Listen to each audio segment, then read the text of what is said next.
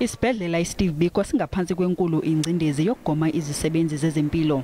Ngempelasonto kubonakale iqulu lezisebenzi zezempilo ligasela lapha lithi lizogoma nokholele ekutheni kube nesiminyaminya.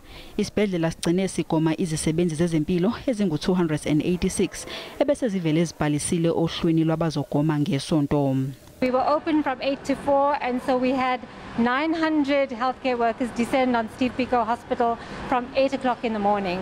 We were really not anticipating that. We did not realize such a huge demand for vaccine. Umnyango wezempilo utshele izisebenzi ukuthi zingabi nexhala angeke zishiywe ngaphandle kulolu hlelo lokugoma. Gauteng Department of Health did release a statement to say people must not panic.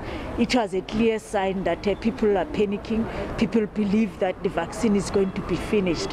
The vaccine won't be finished. Ukugoma izisebenzi zezempilo zasezibhedlela zikahulumeni kuzoqhubeka isonto lonke bese kuthi ezasezibhedlela ezizimele kuqale ngempelasonto.